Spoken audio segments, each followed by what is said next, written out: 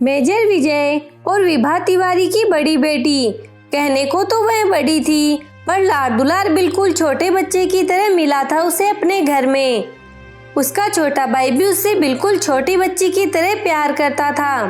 बचपन से ही वो सबकी पसंदीदा थी और उसका टेडी बियर जैसा गोलू मोलू वाला लुक उसे और क्यूट बना देता था।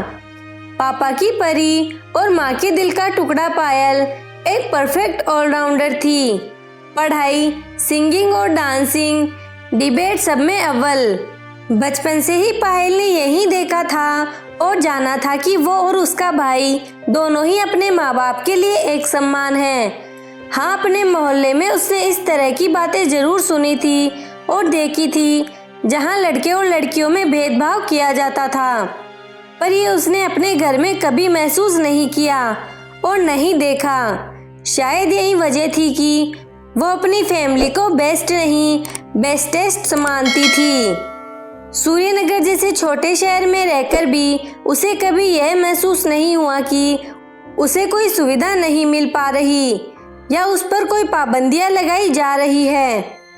उसके कहने से पहले ही चीजें उसके सामने होती थी, चाहे वो पढ़ाई के लिए कंप्यूटर हो या अपनी सिंगिंग की हॉबी को फॉलो करने के लिए गिटार हो। उसके पापा अपनी लाडली को किसी चीज की कोई कमी नहीं होने देते। एक दिन पायल बेसब्री से अपनी 12वीं के रिजल्ट का इंतजार कर रही थी। अपनी 12वीं की परीक्षा में उत्तीर्ण होकर पायल ने फिर से वो इतिहास दोहराया जो टॉपर पायल ने 10वीं में रचा था। घर में होली दिवाली जैसा माहौल था। रिश्तेदारों की बधाइयों की लाइन लगी हुई थी। मिठाइयों से घर भरा पड़ा था और आज एक बार फिर अपनी बेटी की वजह से मेजर साहब का सीना गर्व से फूला नहीं समा रहा था। अपने पापा की आंखों से खुशी के आंसू झलकता देखकर पायल ने झट से उन्हें गले से लगा लिया और राहत की लंबी सांस ली।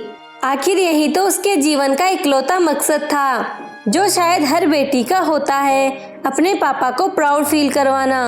रिजल्ट्स के कुछ दिन बाद ही इंजीनियरिंग कॉलेज से कॉल आ गया और अपने सपने की तरफ एक और कदम आगे लेने का वक्त आ गया था।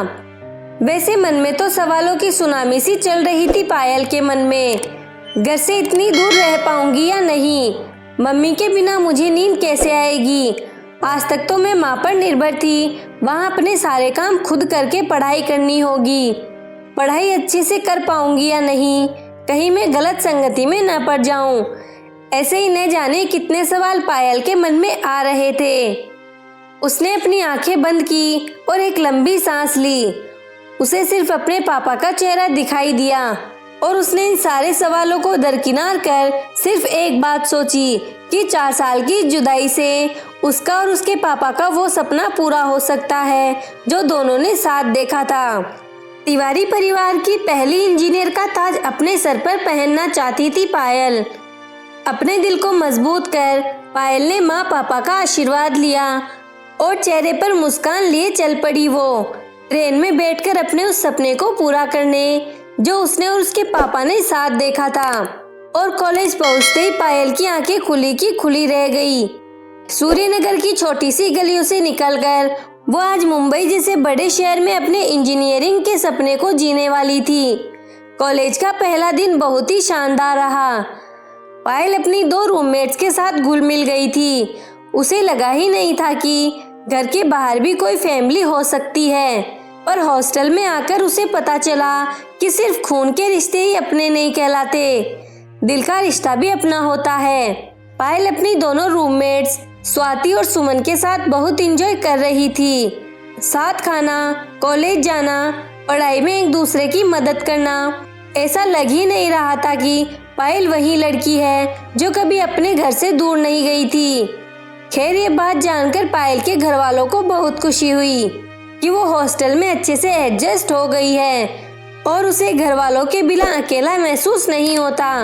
और जैसा कि अब तक होता आ रहा था, कॉलेज में भी पायल ने पढ़ाई के मामले में वही परंपरा कामयाब रखी और हर एग्जाम में वो टॉप करती थी।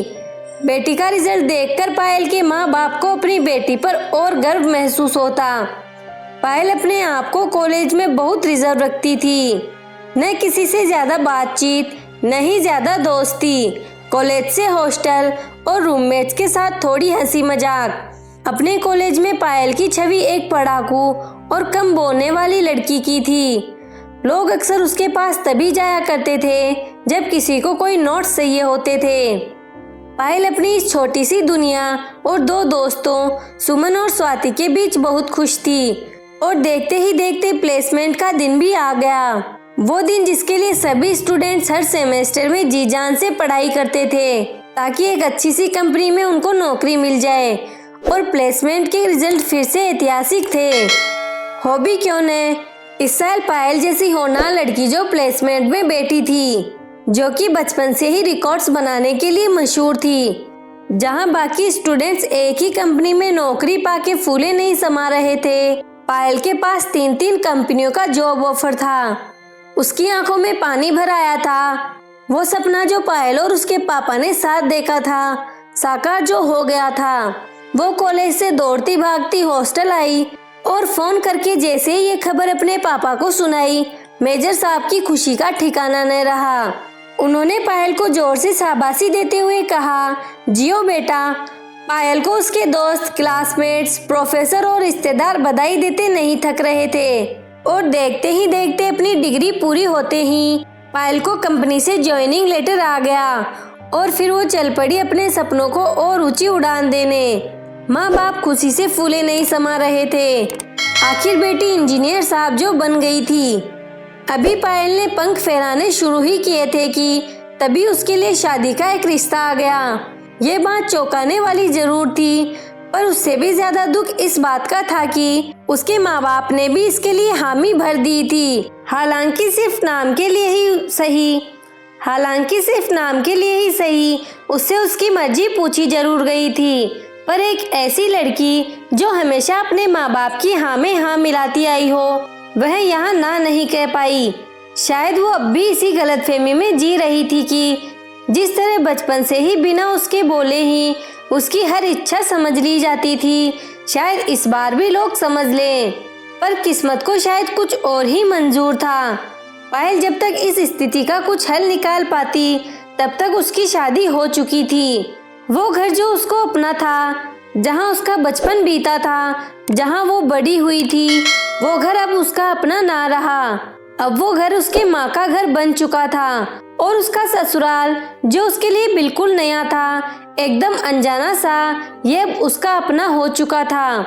ये पहेली पायल के लिए अजीब तो थी, पर अब वो इसमें उलझी ही जा रही थी। शादी के बाद जैसे चीजें अचानक से बदल गई थी, उसे ऐसा लगने लगा कि जैसे उसकी डिग्री, पढ़ाई, उसका इतना गुणी होना, सिंगिंग, डांसिंग, पेंटिंग, ये सब में अव्वल आना, इतनी अच्छी नौकरी करना, उसके ससुराल वालों के लिए कोई मायने नहीं रखता था।